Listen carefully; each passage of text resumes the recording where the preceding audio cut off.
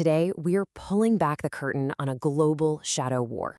It's this incredible story that connects a single terror cell in Egypt to the huge, high-stakes strategies of three world powers: Iran, the United States, and of course, China. We're talking covert operations, massive policy shifts, and some very, very calculated patience. Okay, so let's just dive right in. I know it sounds like a stretch, right? How can one terror cell connect Washington and Beijing? Well, the whole thing starts with the recent takedown of a militant group in Egypt, which kind of unexpectedly revealed a much, much larger geopolitical game being played. So first up, let's look at Iran's alleged game plan here. The idea is to use these proxy groups to basically sow chaos and expand their influence. And according to some recent intelligence, a really key target has emerged, and that's Egypt, which is seen as the cornerstone of stability in the entire region. Right, so Egyptian security forces recently broke up a cell that belonged to a group called Hasm, and during the investigation, one of its captured leaders started talking. His confessions revealed this really startling international connection, one that pointed directly back to Tehran. And listen, this wasn't some minor plot. The confessions laid out these detailed plans to go after critical infrastructure, and there was even an alleged plot to target the presidential plane. And all of it was reportedly organized by this fugitive leader named Yahya Musa.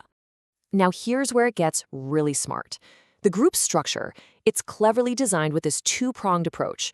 You've got one arm for all the covert action, and then another one for public, political engagement out on the world stage. In that political wing is called the Maidan Foundation. Its whole purpose is to build this legitimate-looking international presence. You know, it lets them network and fundraise, while the Hasm cell is on the ground getting ready for operations. Okay, so this is the million-dollar question. Literally, where does the money come from? The confessions didn't point to some rogue donor or anything like that. No. They implicated a major state actor as the main financial backer for the entire operation. So here's the alleged money trail. The funds reportedly flow from Iran's Revolutionary Guard. Then they get channeled through an Iranian strategic studies center called Mossad, which is basically acting as a financial pipeline. From there, the money goes to the Maidan Foundation, which then, in turn, finances the Hasm cell. So the key takeaway here is that we are talking about a multi-million-dollar investment. A source reportedly close to the Muslim Brotherhood actually confirmed that Tehran provides millions to fuel these groups. It's basically turning regional instability into a very well-funded business. All right, so with all that going on, how is the United States responding?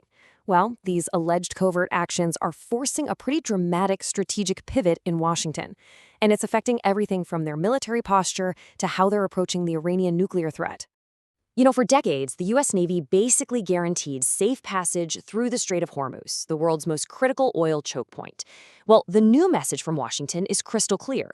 That era is over.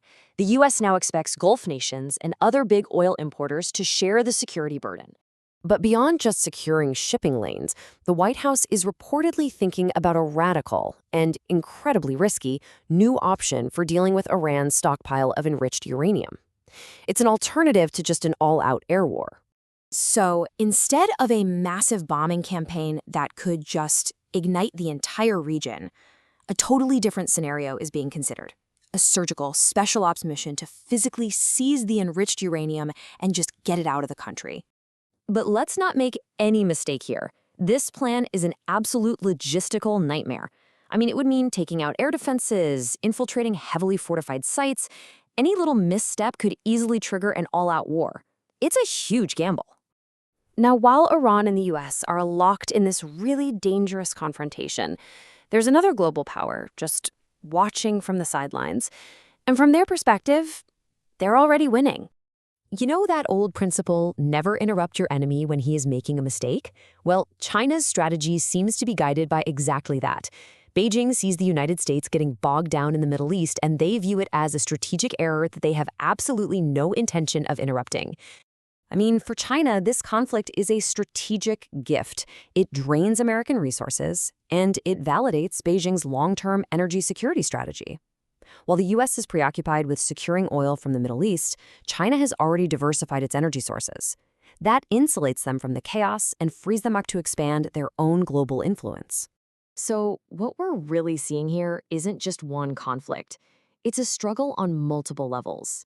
You've got Iran pushing for influence through chaos, the US trying to manage all the fallout, and China just benefiting from everyone else getting exhausted. And right at the heart of it all is the stability of Egypt, the key to the entire regional balance. It leaves us with a really critical question. In this complex global chess match, is victory won not by the boldest move, but by the player who just has the patience to sit back and watch their opponents make mistakes?